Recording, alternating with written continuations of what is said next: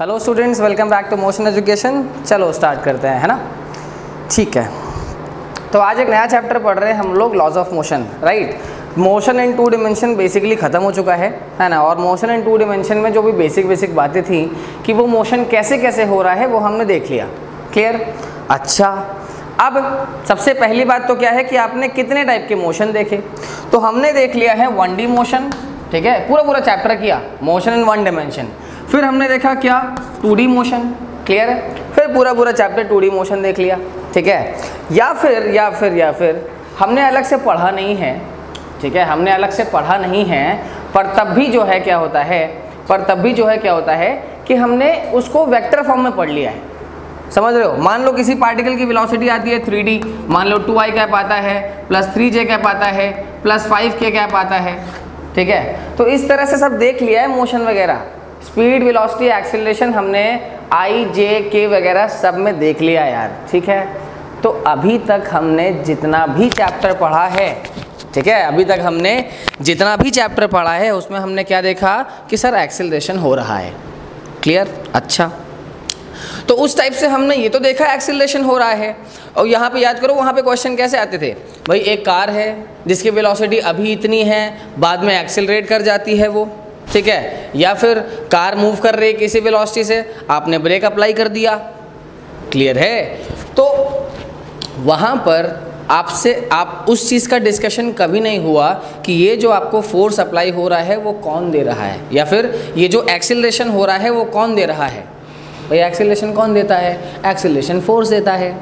पर उस बात की चर्चा उस चैप्टर में नहीं हुई थी, क्योंकि वहाँ पर हम लोग कंसर्न थे मोशन के बारे में, रेस्ट के बारे में, स्पीड के बारे में, वेलोसिटी के बारे में, एक्सेलरेशन के बारे में, वेरिएबल मोशन के बारे में, ठीक है। वहाँ हमने फोर्स नाम की कोई चीज़ नहीं की।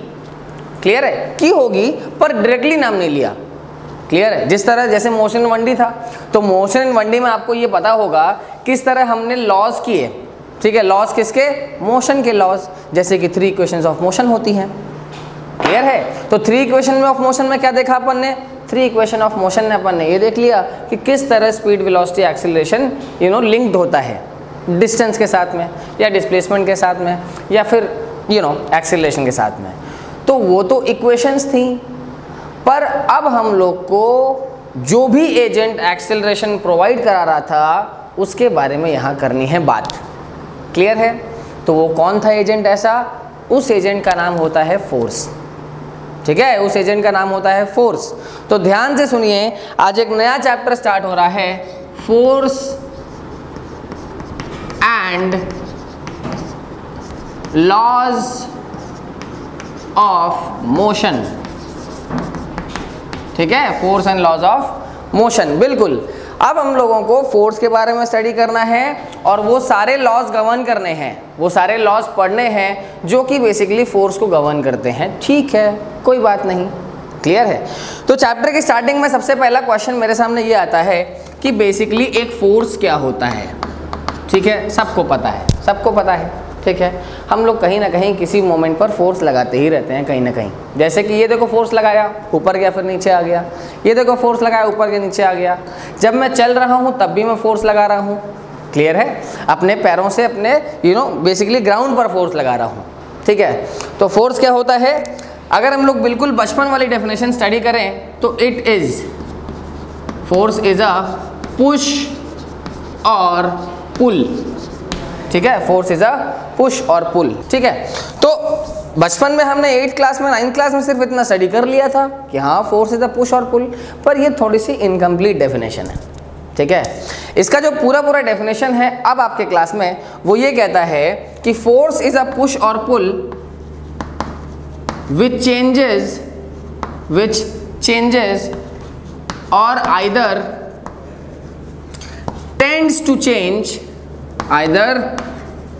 to change the state of an object, ठीक है। फोर्स इज अ पुश और pull which changes or either tends to change the state of an object. ओ हो, ऐसा फोर्स एक पुश और पुल है। फोर्स पुश और पुल तो है ही, पर उसका काम क्या कर सकता है सर? काम वो बहुत कुछ कर सकता है, ठीक है। जो कि चेंज कर देता है स्टेट को या फिर उसको टेंड करता है। टेंड करना मतलब कोशिश करता है, क्योंकि फोर्स डिस्प्लेसमेंट करा दे या बॉडी को मूव करा दे ऐसा ज़रूरी नहीं है। क्लियर है? फॉर एग्जाम्पल मैं देखो इस ग्रीन बोर्ड को फोर्स लगा रहा हूँ अंदर की डायरेक्शन में, बहुत तेज फोर्स लगा रहा हूँ, पर ये मूव कर रहा है क्या? नहीं सर। तो लेकिन ऐसा तो नहीं कि फोर्स जीरो है, फोर्स तो भाई पॉजिटिव है। ठीक है, जैसे फॉर एग्जाम्पल ये कोई ब्लॉक रखा है 10,000 kg का। क्लियर है? ये कोई ब्लॉक रखा है 10,000 kg का, बहुत ज़्यादा। ठीक है, इस पर अगर आपने फोर्स लगाया अपने हाथ से तो क्या कभी मूव करा पाओगे? मान लो फोर्स लगाया 5 न्यूटन का, तो क्या कभी फोर्स लगा पाओगे? क्या कभी डिस्प्लेसमेंट करा पाओगे? नहीं सर, बिल्कुल नहीं।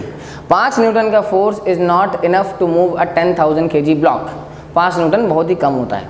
सब बात करेंगे कितना होता है कितना नहीं होता, सब बात करेंगे अभी। पर क्या यहाँ पे फोर्स जीरो है? सर फोर्स जीरो नहीं है, फोर्स तो पॉजिटिव है, +5। तो हालांकि ये मूवमेंट नहीं करा पा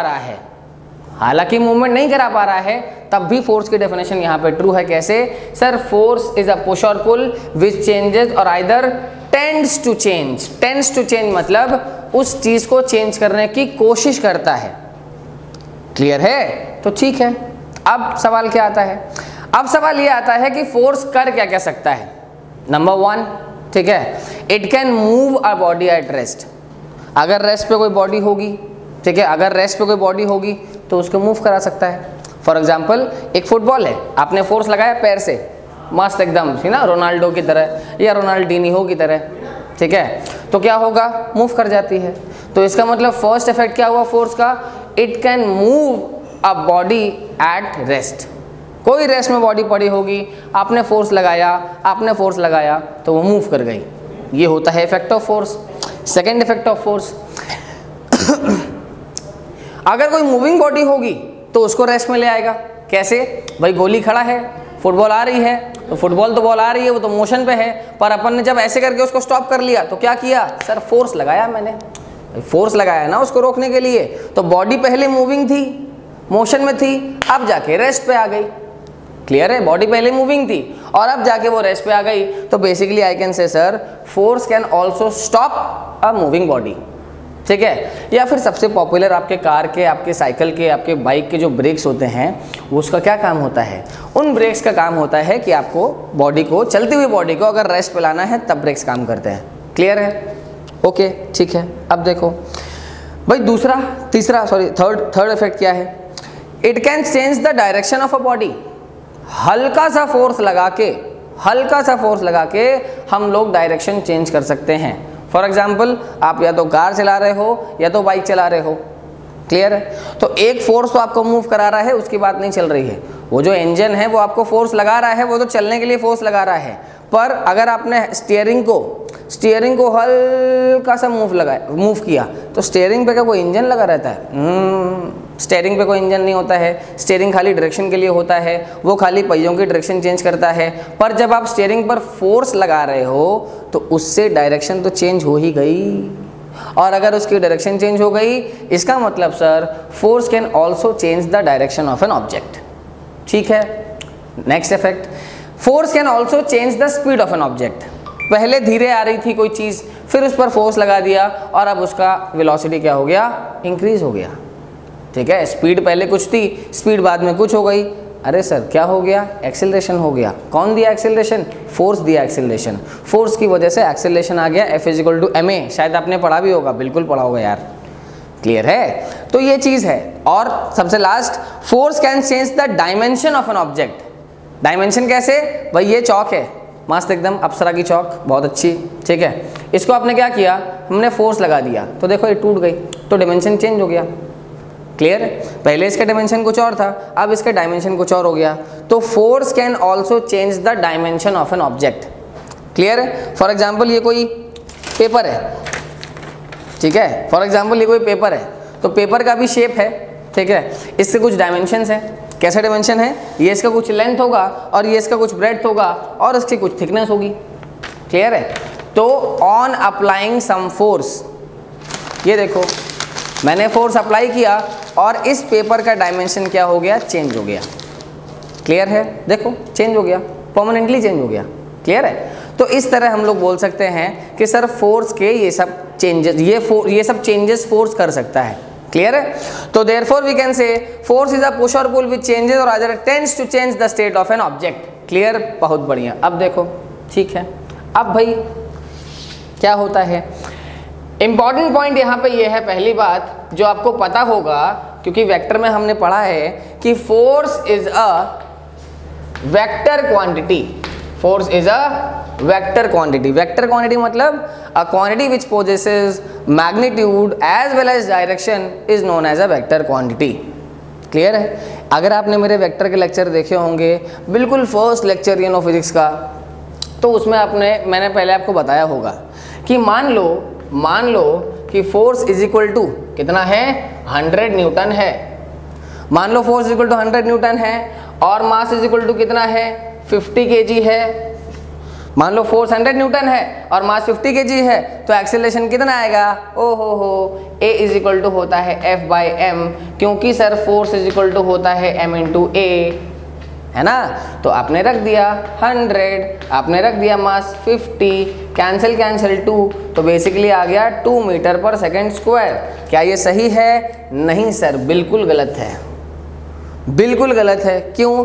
क्योंकि आपने फोर्स का डायरेक्शन मुझे बताया ही नहीं कि किस तरफ 100।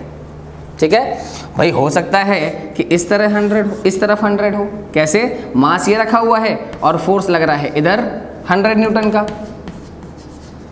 क्लियर है, तो उस केस में तो एक्सीलरेशन 0 ही हो जाएगा ना, उस केस में एक्सीलरेशन 0 है, तो कहाँ है, समझे? तो मतलब फोर्स वेक्टर क्वांटिटी है, आपको मैग्नीट्यूड के साथ साथ डायरेक्शन भी एक्सप्लेन करना पड़ेगा।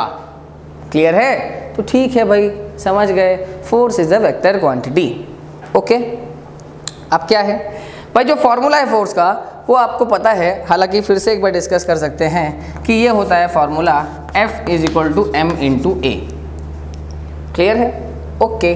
तो जनरल फॉर्मूला ये कहता है, ये वेक्टर और ये वेक्टर, एक्सेलरेशन वेक्टर होता है, मास स्केलर होता है, फोर्स वेक्टर होता है। ठीक है, और इन जनरल मतलब वो केसेस अलग अलग आ जाए तो अलग बात है, कोई स्पेशल केस हो तो अलग बात है, बाकी जिस डायरेक्शन में आपका फोर्स लगता है, जिस डायरेक्शन में आपका फोर्स लगता है उसी डायरेक्शन में आपका एक्सेलरेशन होता है। क्लियर है, the direction of force and the direction of acceleration is same. आप अगर किसी को फोर्स लगाओगे इस तरह तो वो इधर ही तो एक्सेलरेट करेगा जिस साइड आप फोर्स लगाओगे। क्लियर है, तो इन भाई अच्छा एक और बात है, ये तो एक केस हो गया scalar into vector is equal to vector वाला भी। ठीक है, अगर कोई केस है scalar into vector is equal to vector, तो उस केस में भी मैंने आपको एक्सप्लेन किया होगा कि यहाँ पे जो डायरेक्शन है इसकी वही डायरेक्शन होती है इसकी। ठीक, ओके, चलो फोर्स का काम पूरा हो गया, फोर्स के बारे में हमने डिस्कस कर लिया। अब देखो भाई, units of force, units of force भी आपको पता होगा, पक्की बात। ठीक है, मैं ऐसी बस फॉर्मेलिटी कर रहा हूँ। ठीक है, फोर्स का यूनिट क्या होता है सर, फॉर्मूले पे जाते हैं पहले। अब ये फॉर्मूला डिराइव भी कर दूंगा, ठीक है, अगर आपको नहीं पता है तो मैं इस फॉर्मूले का डेरिवेशन भी कर दूंगा, सेकंड लॉ ऑफ मोशन से आएगा, पढ़ेंगे अभी। ठीक है, तो फोर्स का अगर आपको यूनिट निकालना है, किसी भी चीज़ का यूनिट निकालने के लिए आपको फॉर्मूले को अप्रोच करना पड़ता है। तो फॉर्मूले को अप्रोच कर लिया हमने, ये क्या होता है सर, ये होता है kg, ये एक्सेलरेशन का यूनिट क्या होता है, वो होता है मीटर पर सेकेंड स्क्वायर। ठीक है, तो एक्चुअल में जो बेसिकली हमारा यूनिट आ गया फोर्स का, that is kg metre per second square, kg metre per second square. और इसी को हमने एक बढ़िया नाम दिया है, एक साइंटिस्ट हैं बहुत फेमस उनके ऊपर, 1 Newton. kg metre per second square combined में जो होता है वो क्या होता है, वो न्यूटन होता है। क्लियर है, अच्छा समझे, ये भी चीज़ मैं आपको बता चुका हूँ कहाँ पे, जब मैंने आपको यूनिट्स एंड डायमेंशन में कन्वर्जन कराया था। ठीक है, याद है, convert 1 newton is into dyne, या फिर न्यूटन को सीजीएस यूनिट में कन्वर्ट करो। तो उस टाइम में अपन ने किया भी था कि 1 newton is equal to 10⁵ dyne. तो सीजीएस सॉरी तुम्हारा एसआई क्या हो गया, वो हो गया newton, newton is the SI unit. और जो तुम्हारा सीजीएस होता है, सीजीएस क्या होता है, वो प्रॉपर वे में लिखे हम लोग, प्रॉपर वे में, तो होता है ग्राम सेंटीमीटर पर सेकेंड स्क्वायर, तो होता है ग्राम सेंटीमीटर पर सेकेंड स्क्वायर, पर इसको हम लोग कंबाइंड मैनर में बोलते हैं बेसिकली डाइम। ठीक है, और जाहिर सी बात है भाई ये छोटा ही होता होगा, क्यों?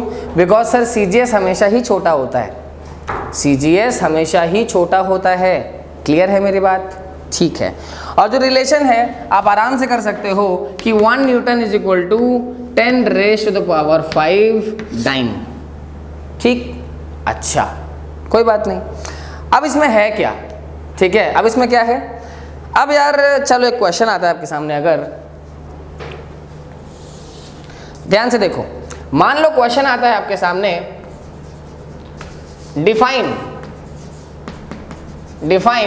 1 न्यूटन, 1 न्यूटन को डिफाइन करना है आपको। 1 न्यूटन कितना होता है? तो यार बहुत ही सिंपल है, ये जब भी ये 1 वाले क्वेश्चंस आते हैं ना, तो आप रोज द फॉर्मूला। क्लियर है? देखो ध्यान से भाई, F इज इक्वल टू होता है ma होता है फॉर्मूला। क्लियर है? मैंने आपको क्या बताया अभी कि मास का होता है kg, एक्सेलरेशन का होता है मीटर पर सेकेंड स्क्वायर, इसलिए हम लोग बोलते हैं इसको न्यूटन। क्लियर है? तो यार देखो, अगर आपके सामने कभी भी, ठीक है, अगर आपके सामने कभी भी 1 वाला क्वेश्चन आए तो हमेशा ऐसे लिख के 1 1 1 कर देना। 1 Newton, 1 kg, 1 metre per second square. Clear है? इसका मतलब सर देखो ध्यान से कि अगर मान लो कि आपके सामने कोई 1 kg का ब्लॉक होगा, क्लियर है, अगर आपका कोई 1 kg का ब्लॉक होगा और उस पर आप फोर्स लगाओगे F, ठीक है, अगर कोई 1 kg का ब्लॉक है उस पर आपने फोर्स लगाया F such that it produces an acceleration of 1 metre per second square, then force is given as 1 newton. Clear है? अगर कोई 1 kg के ब्लॉक पे अगर आप 1 न्यूटन फोर्स लगाओगे तो 1 मीटर पर सेकेंड स्क्वायर का एक्सीलरेशन ये प्रोड्यूस करेगा, हो गया 1 न्यूटन। क्लियर है? चलो, तो फोर्स के बारे में कम से कम ये चर्चा हो गई है कि फोर्स होता क्या है, उसका यूनिट क्या होता है, उसकी डायरेक्शन का इंपॉर्टेंस है। अच्छा एक बात और है, फोर्स में 2 चीज़ तो इंपॉर्टेंट होती ही हैं। जैसे मैंने बताया आपको कि मैग्नीट्यूड इंपॉर्टेंट है, ठीक है, कितना फोर्स इंपॉर्टेंट है कि कितना फोर्स लग रहा है, कम लग रहा है, ज़्यादा लग रहा है, बहुत ज़्यादा लग रहा है, बहुत ज़्यादा लग रहा है, दैट इज़ आवर कंसर्न। कि पहली बात तो कितना फोर्स लग रहा है ये इंपॉर्टेंट है, ठीक है। दूसरी बात क्या है कि सर डायरेक्शन क्या है वो इंपॉर्टेंट है, ठीक है, डायरेक्शन भी इंपॉर्टेंट है, जाहिर सी बात है। इधर लग रहा है फोर्स, इधर लग रहा है फोर्स, इधर लग रहा है, इधर लग रहा है, कहाँ लग रहा है, जिस डायरेक्शन में फोर्स लगेगा, स्टैंडर्ड जो मान के चलते हैं कि जिस डायरेक्शन में लगेगा फोर्स उसी डायरेक्शन में एक्सेलरेशन होगा। हाँ बिल्कुल होगा, ठीक है। नंबर 3 चीज़ जो फोर्स के बारे में बहुत इंपॉर्टेंट है, that is the point of application. Point of application of force, point of application मतलब किस जगह, किस पॉइंट पर फोर्स लगा है, ठीक है। भाई कोई बड़ी सी बॉडी है, एक बड़ी सी बॉडी है, ठीक है, आपने ये तो बता दिया कि हाँ किसी डायरेक्शन में फोर्स है, पर इधर फोर्स लगेगा तो अलग इफेक्ट है, इधर फोर्स लगेगा तो अलग इफेक्ट है, इधर फोर्स लगेगा तो अलग इफेक्ट है, और इधर फोर्स लगेगा तो अलग इफेक्ट है। तो फोर्स की डायरेक्शन के साथ में point of application of force का आइडिया भी होना चाहिए। Clear? Point of application of force भी होना चाहिए, तभी आप जज कर पाओगे कि एक्चुअल में आपका फोर्स क्या काम कर रहा है, ठीक है। चलो सारी बेसिक चर्चा हो गई कंप्लीट, ठीक है। चलो अब देखो, चलो अब बेसिकली क्या है कि आगे की चर्चा करने के लिए, मतलब कि लॉज ऑफ मोशन पढ़ने के लिए क्या क्या इंपॉर्टेंट है। भाई देखो, लॉज ऑफ मोशन आगे पढ़ने के लिए इंपॉर्टेंट है 2 चीज़, ठीक है। एक होता है मोमेंटम और एक होता है इनर्शिया, ठीक है। इनर्शिया याद है अपन ने क्लास 9, मोमेंटम भी आपने क्लास 9 पढ़ा होगा। ये दोनों चीज़ें, वो जो 9th वाला चैप्टर था ना, force and laws of motion, वही तो है, पर उसका 100 गुना एडवांस वर्जन है, ठीक है। क्योंकि वो चीज़ तो है ही जो आप वहाँ पढ़ के आए हो, तो जो आप 9th पढ़ के आए थे वो तो इसकी बेसिक्स है, इस चैप्टर की बेसिक्स हैं। असली चैप्टर तो स्टार्ट होगा आगे, अभी तो खाली इंट्रोडक्शन चल रहा है कि आपने अभी तक क्या पढ़ा है। क्लियर? चलो हेडिंग डालिए भाई, मोमेंटम। हेडिंग डालो भाई, मोमेंटम। मोमेंटम क्लियर है? मोमेंटम। अच्छा चलो, अब मोमेंटम का मतलब क्या होता है, याद करो यार। फॉर्मूला लिख लो सीधे, the product of mass and velocity is called as momentum. Simple definition पढ़ चुके हैं सारा, बस अब थोड़ा सा एनालिसिस करना है कि ये तो हमको पता है मोमेंटम मास और वेलोसिटी का मल्टीप्लिकेशन होता है, पता है, पर सवाल ये आता है कि मास और वेलोसिटी ही क्यों, मास और वेलोसिटी ही क्यों। ठीक है, तो ध्यान से सुनो, पहले लिखते हैं फॉर्मूला। तो यार देखो, इसको रिप्रेजेंट करते हैं हम लोग स्मॉल p से, it is represented by small p। ठीक है, और इसका जो फॉर्मूला आएगा कैसे आएगा sir, p is equal to m into v. ठीक है, p is equal to m into v. अच्छा, अब पहली बात देखते हैं, फॉर्मूला तो आ गया। अब ये वेलोसिटी क्या होता है सर, ये होता है वेक्टर। ठीक है, ये मास क्या होता है सर, ये होता है स्केलर। तो velocity is vector, mass is scalar. जब मैं मास और वेलोसिटी को मल्टीप्लाई करूंगा तो क्या आएगा सर, वेक्टर आएगा। इसका मतलब sir ji momentum is also vector, momentum भी वेक्टर है। क्लियर है? तो ये बात ध्यान से सुनो, मोमेंटम एक ऐसी वेक्टर क्वांटिटी है जो कि वेलोसिटी की डायरेक्शन में ही होती है, और उसका जो मैग्नीट्यूड है that is given by the multiplication of magnitudes of velocity and mass. ठीक है, ये सब पता है। ठीक है, अच्छा अब देखो P is equal to mv में ध्यान देते हैं अब कि सर यूनिट क्या होती है मोमेंटम की, तो इजी एज इट इज। ठीक है, मास का क्या होता है दैट इज kg, वेलोसिटी का क्या होता है that is metre per second. तो आ तो गया यूनिट। मोमेंटम का यूनिट जो होता है that is basically kg metre per second. Simple, mass velocity kg metre per second, kg metre per second, है ना भाई? हाँ, अच्छा ठीक है, बहुत बढ़िया। अब देखो यार, वैसे तो आगे जाके पूरा चैप्टर आएगा आपके सामने कोलिजन्स का। ठीक है, जो वर्क पर एनर्जी है, तो वर्क पर एनर्जी के चैप्टर में एक सब पार्ट होगा नोन एज कोलिजन्स। ठीक है, तो कोलिजन्स में जो सब पार्ट होगा उसमें हम लोग वैसे तो कोलिजन्स के ऊपर पूरी पीएचडी करेंगे कि कितने टाइप ऑफ कोलिजन होते हैं, क्या क्या लॉज हैं कोलिजन के। ठीक है, इलास्टिक कोलिजन होता है, इनइलास्टिक कोलिजन होता है, परफेक्टली इनइलास्टिक कोलिजन होता है, फिर उसके एप्लीकेशन होते हैं, रिबाउंडिंग ऑफ बॉल होता है, कोलिजन ऑफ कार होता है। लेकिन उस सब चीज़ों से अभी मतलब नहीं है, लेकिन मैं आपको तब भी बता दूं कि जितने भी टाइप ऑफ कोलिजन होते हैं, ठीक है, उन सब में मोमेंटम काम आता है, सब में। ठीक है, जितने भी टाइप ऑफ मोमेंटम होते हैं उन सब में कोलिजन्स काम आता ही आता है, कुछ भी कर लो। कैसे काम आता है अब भाई वो भी देखना पड़ेगा कैसे काम आता है। ठीक है, अच्छा ये चीज़ आपको अभी पता लग जाएगी अपने आप ही। ठीक है, अगर आप मेरे से ये सवाल करोगे कि सर मास और वेलोसिटी का मल्टीप्लिकेशन ही क्यों, कोई और फैक्टर क्यों नहीं है, मास और वेलोसिटी ही क्यों है, ठीक है, तो यार ये बड़ा इजी है। क्यों?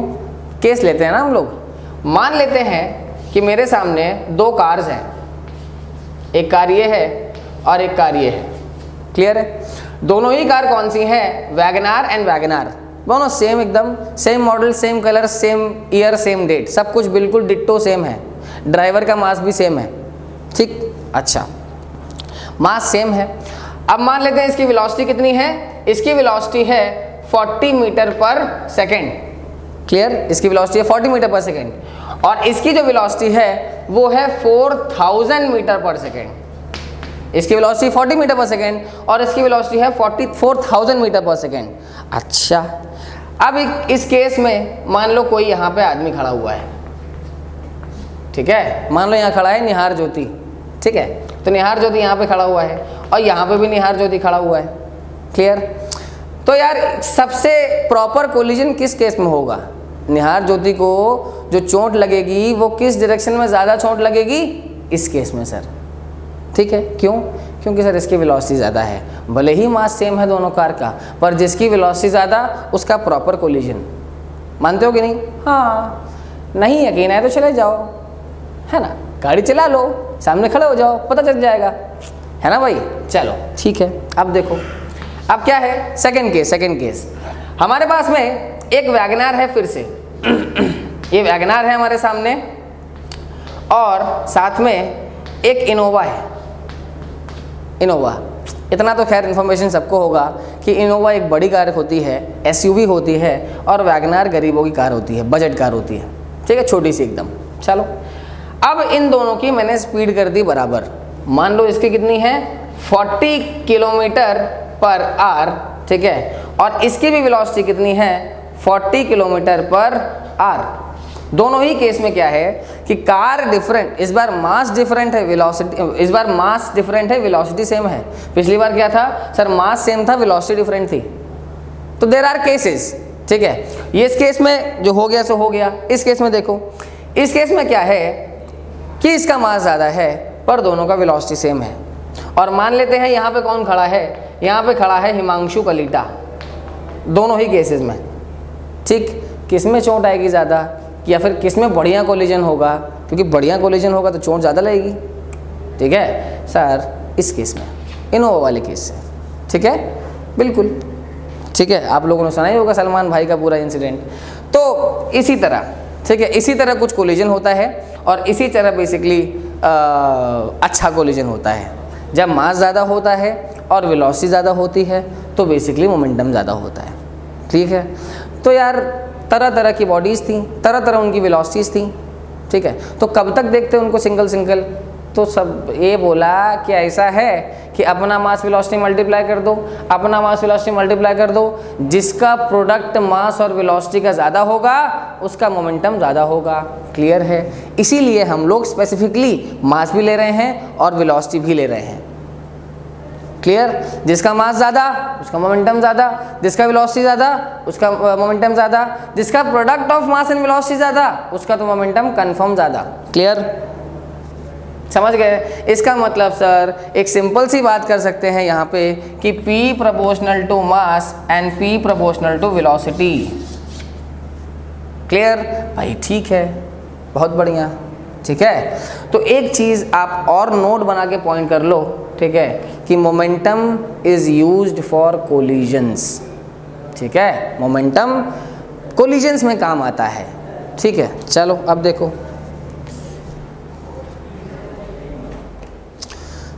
चलो एक एप्लीकेशन ऑफ मोमेंटम है, ठीक है। एप्लीकेशन ऑफ मोमेंटम मतलब नोट करो, law of linear momentum conservation, law of linear momentum conservation. अब ये क्या है? पहली बात तो यार देखो पहली बात तो ये हमेशा याद रख लो कि अच्छा, पहली बात तो कंजर्वेशन क्या होता है, ठीक है। लॉ तो ठीक है, ये कंजर्वेशन क्या होता है, क्योंकि अपन कंजर्वेशन तो करने वाले हैं। कंजर्वेशन क्या होता है? कंजर्वेशन मतलब होता है कि वेस्ट नहीं करने का, कंजर्व करके रखना, ठीक है। कुछ लोग जैसे अचार को कंजर्व करके रखते हैं, कुछ लोग वाइन को कंजर्व करके रखते हैं, कुछ लोग पैसे कंजर्व करके रखते हैं। क्लियर है? तो वो कंजर्वेशन मतलब होता है कि लॉस नहीं करने का, कंजर्व बचा के इक्वल रखने का। क्लियर है? तो कंजर्वेशन का मतलब क्या होता है? पहली बात तो ठीक है, ये तो समझ गए। पर कंजर्वेशन को देख सकते हैं हम लोग दो तरीके से। अब देखो कंजर्वेशन कैसे समझना है। तो यार मान लो कि आप कोचिंग आए, ठीक है, कोचिंग आए, 100 रुपये लेके कोचिंग आए। क्लियर है? अच्छा, यहाँ कोई कैंटीन तो है नहीं अभी तक, ठीक है, तो 100 रुपये लेके चले गए। भाई किसी ने यहाँ पे आपसे पैसे छीने नहीं, किसी ने लिए भी नहीं, हम तो पहले ही ले चुके हैं पैसा एक बार, ठीक है, तो हम लोग बीच में तो पैसा लेंगे नहीं। तो आप 100 रुपये लेके आए कोचिंग और 100 रुपये लेके चले गए कोचिंग। तो दो मेथड हैं इसको समझने के। ये जो प्रोसेस है कि आप पैसे लेके आए और आप पैसे लेके चले गए, उसको दो मेथड हैं समझने के। Number one is that the money in your pocket is conserved during the coaching time. हाँ ठीक है, the money in your pocket is conserved during the coaching time. Okay ठीक है, ठीक है। Number second, the money in your pocket just before entering the coaching is equal to the money in your pocket just after you exit from the coaching. समझ रहे हो? एक है process और एक है पहले इज इक्वल टू बाद में। जब प्रोसेस में लॉस ही नहीं हुआ तो जाहिर सी बात है पहले वाला इज इक्वल टू बाद में होगा। मानते हो कि नहीं? समझ रहे हो कि नहीं? ये कंजर्वेशन का फिनोमेना है, ठीक है। किसको कंजर्व करना है? मोमेंटम को अब कंजर्व करना है। किस टाइम में? कोलिजन के टाइम में। कैसे भाई? देखते हैं ध्यान से कैसे कोलिजन होता है। ठीक है, ये थोड़ा सा ओवरटेकिंग वाला टाइप का है। ओवरटेकिंग याद है 1D में किया था ओवरटेकिंग। ध्यान से देखते हैं। मान लेते हैं मेरे पास में कोई M1 बॉडी है, ठीक है। मान लेते हैं मेरे पास में कोई M2 बॉडी है, ठीक है।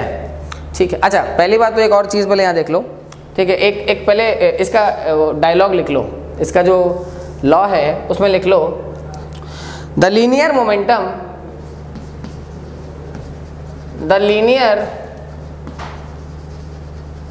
momentum of a system, the linear momentum of a system remains conserved during the collision, ठीक है। Momentum, linear momentum of a system remains conserved during the collision. मतलब कि कोलिजन के टाइम पे बॉडी का या सिस्टम का, ठीक है, कोलिजन के टाइम पे सिस्टम का जो लीनियर मोमेंटम है दैट रिमेन्स कंजर्व्ड। कंजर्व मतलब सर कोलिजन के जस्ट पहले इज इक्वल टू कोलिजन के जस्ट बाद। किस तरह से? थोड़ा ध्यान से देखते हैं। Let us assume these are the two bodies of mass m1 and m2 having initial velocities u1 and u2। Clear है? ये इनकी पहले की वेलोसिटी है। कौन सी पहले की velocity? Just before the collision. Collision से जस्ट पहले इनकी वेलोसिटी है ऐसा। And the condition given here is u1 is greater than u2। u1 पीछे है ना, तो इसको तेज चलना पड़ेगा ना इससे कोलिजन करने के लिए, वरना ये तो पीछे रह जाएगा, वो तो आगे निकल जाएगा, तो कोलिजन होगा ही नहीं। ठीक है, तो the condition given here is u1 greater than u2। ये किस तरह से कोलाइड होंगे थोड़ा ध्यान सुनना। ये m1 बॉडी है, ये m1 बॉडी है, ये m2 बॉडी है, ठीक है। ये इस तरह से m1 अप्रोच कर रही है, m1 अप्रोच कर रही है, m1 अप्रोच कर रही है, ये भी चल रही है आगे, ये चल रही है आगे, ठीक है। फिर क्या होगा? कोलिजन होगा। कोलिजन के बाद क्या होगा? इनकी वेलोसिटीज चेंज हो जाएंगी। समझ रहे हो? इस तरह से, समझ गए? इस तरीके से कुछ क्लियर है? तो यार कितनी वेलोसिटीज हैं? अभी इसकी m1 की u1 वेलोसिटी है, initial velocity before the collision of body m1। u1 is the initial body of m1 before the collision, u2 is the initial velocity of mass m2 before the collision। अब मान लेते हैं कि यहाँ पर हो गया कोलिजन, इन दो बॉडीज़ का यहाँ पर हो गया कोलिजन, ये है कोलाइड करती हुई बॉडीज़। क्लियर है? और बाद में क्या होगा? ये m1 है, ये m2 है, और बाद में क्या होगा? सर ये m1 बॉडी है, ये m2 बॉडी है, बाद में इसका वेलोसिटी हो गया v2 और इसका वेलोसिटी हो गया v1। ये कुछ केस आपके सामने मेंशन्ड है। क्लियर है? ये क्या है? ये है जस्ट बिफोर द कोलिजन, ठीक है। ये क्या है? ये जस्ट आफ्टर द कोलिजन, ठीक है। ये क्या है? सर यहाँ पे असली कोलिजन है, यहाँ पर असली कोलिजन है, यहीं पर असली कोलिजन हो रहा है। बहुत बढ़िया। अब according to the principle of linear momentum conservation, ठीक है, the linear momentum of a system remains conserved during the collision. जल्दी से लिख लो तुरंत से पहले, इंपॉर्टेंट है, ठीक है। The linear momentum of a system remains conserved during the collision. तो ये तो जस्ट बिफोर कोलिजन है, ये जस्ट आफ्टर कोलिजन है, ठीक है। इस टाइम में कंजर्व्ड रहता है, इसका मतलब सर इधर पे मोमेंटम इज इक्वल टू इधर पे मोमेंटम, दोनों ही सिस्टम का। तो P initial that means momentum initial is equal to momentum final, है ना? हाँ, ठीक है। अब सिस्टम का इनिशियल मोमेंटम क्या होगा? सिस्टम पे इनिशियल मोमेंटम होगा momentum of body first plus momentum of body two. दो ही तो बॉडी है सिस्टम में, और क्या है? और कुछ नहीं है सर, दो ही बॉडीज हैं सिस्टम में। एक बॉडी m1 है, दूसरी बॉडी m2 है, तो इसका कितना मोमेंटम होगा कोलिजन से पहले? इसका मोमेंटम प्लस इसका मोमेंटम होगा m1 इंटू u1 और इसका मोमेंटम होगा m2 इंटू u2, ठीक है। तो that means m1 u1 plus m2 u2 is equal to, हो गया initial momentum of system before collision. अब क्या है? Final momentum of the system after the collision, which will be m1 into v1 plus m2 into v2। ये लो आपका expression सामने है, ये आ गया आपके सामने एक्सप्रेशन, ठीक है। ओहो, बड़ा ही बहुत ही बढ़िया एक्सप्रेशन है। क्यों? सारे ही तो टर्म है सर, m1 m2 के टर्म है। पहले दोनों बॉडीज़ के वेलोसिटीज़ है कोलिजन से पहले, बाद में दोनों बॉडीज़ की वेलोसिटी है कोलिजन के बाद में। तो इनमें से अगर मैं एक टर्म गायब कर दूं तो यहाँ रख के निकाल सकते हो बाकी चीज़ें, ठीक है। तो इसको थोड़ा सा हमेशा ध्यान रखना, और एक बात नोट करके लिख लो कि अगर गलती से ऐसा कोई केस बने, हालांकि ये चीज़ आप बाद में सीखोगे, अगर गलती से ऐसा कोई केस बनता है जिसमें किसी ऑब्जेक्ट की वेलोसिटी इस साइड में हो जाती है, माइनस एक्स एक्सिस की तरफ हो जाती है, तो क्या होगा, आप यहाँ पे माइनस लगा लोगे, क्योंकि वेलोसिटी क्या होती है सर, वेलोसिटी वेक्टर क्वांटिटी होती है। अगर इधर से वेलोसिटी v मानते हो तो ये कितना होता है, ये माइनस v होता है, इसलिए, ठीक है। तो ये है आपके सामने principal of linear momentum conservation, जो कि आपको काम आएगा कोलिजन्स में। क्लियर है? तो ठीक है, मेरे ख्याल से इतना समझ में आया होगा। नेक्स्ट क्लास में इसका एक एप्लीकेशन देखेंगे हम लोग, ठीक है, इसका एक एप्लीकेशन देखेंगे और साथ में इनर्शिया पढ़ेंगे, ताकि हम लोग 3 इक्वेशंस ऑफ मोशन को हम लोग पढ़ पाएँ। क्लियर है? ठीक है, thank you very much, keep learning and stay tuned.